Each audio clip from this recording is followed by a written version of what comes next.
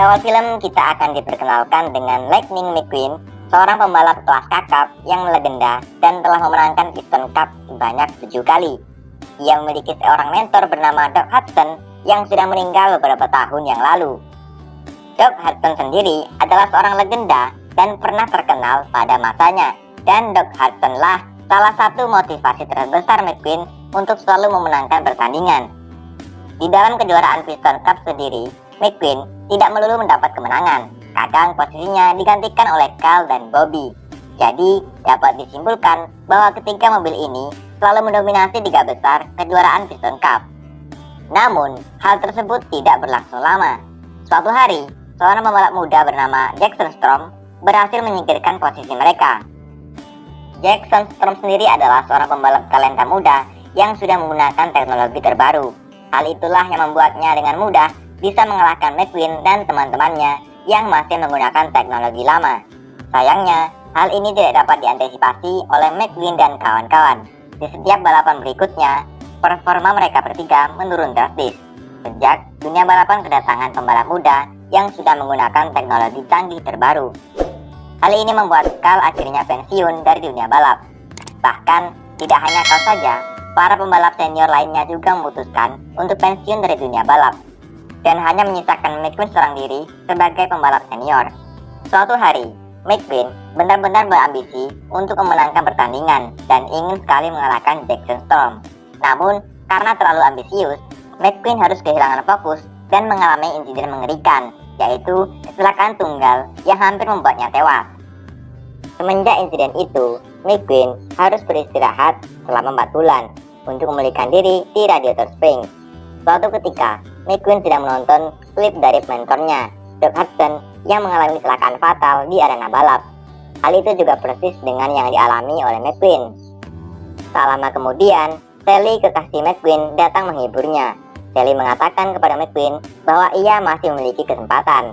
Lalu Mater, sahabat baik McQueen, datang dan mengajaknya untuk latihan di Flat Cave.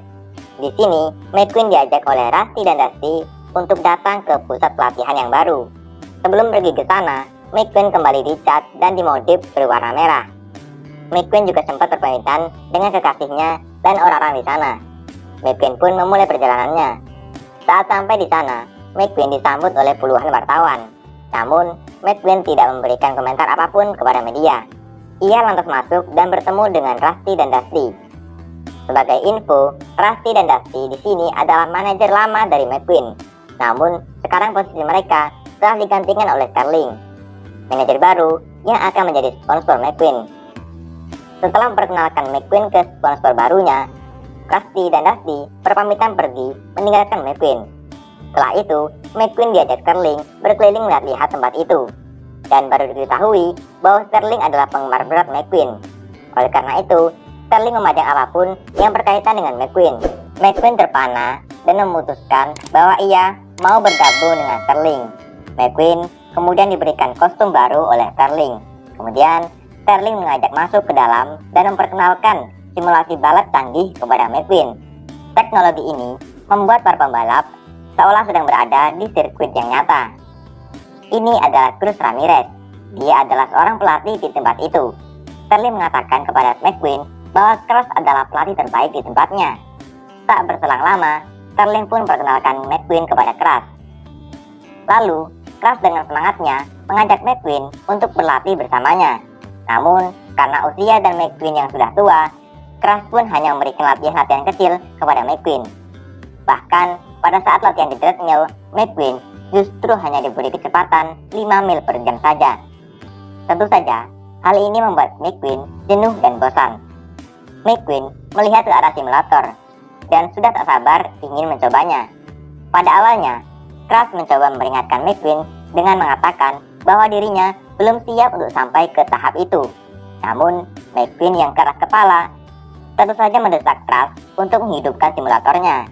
Disaksikan oleh Sterling yang berada di atas, McQueen mencoba simulatornya. Namun sayang, McQueen tidak mampu mengontrol simulator dan akhirnya membuat simulator tersebut justru dirusak oleh McQueen. Melihat hal itu, Sterling pun tampak kecewa dengan McQueen. McQueen kemudian masuk ke dalam ruangan Sterling dan meminta maaf karena telah merusak fasilitas milik Sterling. Sterling memakluminya dan mengatakan kepada McQueen bahwa ia seharusnya sudah pensiun karena kecepatan dan penampilan McQueen yang sudah tidak seperti dulu lagi. Oleh karena itu, Sterling menasihati McQueen untuk berhenti saja dari dunia balap dan memintanya untuk fokus menjual merchandise. Namun, McQueen yang amat begitu mencintai dunia balap enggan untuk pensiun. Ia lalu meminta satu kesempatan lagi untuk balapan. Jika McQueen kalah, maka ia akan menuruti kemauan Sterling untuk pensiun. Namun, jika dirinya menang, maka keputusan pensiun sepenuhnya ada di tangan McQueen. Sterling pun menyetujui kesepakatan itu. Keesokan harinya, McQueen dan Crash menjalani latihan di pantai. Crash menyuruh McQueen untuk latihan saja di treadmill. Namun, tampaknya McQueen tidak tertarik akan hal itu. Ia justru lebih senang jika berlatih secara manual di pantai. Oleh karena itu, untuk mengetahui kecepatan dari McQueen, Crash mencoba untuk tetap berada di samping McQueen. Pada awalnya, Crash yang belum terbiasa berjalan di atas pasir harus mengalami kesulitan dan terjebak di dalam pasir beberapa kali. Situasi jadi berubah, di mana justru McQueen jadi sibuk mengajari Crash dan bukan Crash yang menjadi pelatih McQueen. Setelah menjalani latihan yang cukup lama, akhirnya baru terdeteksi kecepatan dari McQueen hanya 198 km per jam. Tentunya angka ini masih jauh dari Jackson Storm yang bisa mencapai angka 235 km per jam. Tak terasa hari sudah sore. Akhirnya mereka pun memutuskan untuk pulang. McQueen merasa kecewa dengan hasil latihan hari itu. Lalu ia mempunyai ide gila, yaitu pergi ke Thunder Hollow, di mana Thunder Hollow adalah suatu arena pertandingan balap yang berada di lumpur, bukan di jalan raya. Temannya berusaha mengingatkannya akan bahaya pergi ke sana, bukan bahaya arenanya, namun dikhawatirkan wartawan mengetahui keberadaannya. Tentu hal itu bisa jadi hal yang memalukan. Namun, seperti yang kita tahu, bahwa McQueen ini adalah karakter yang keras kepala. Ia pun tak mendengarkan dengan apa yang dikatakan oleh temannya.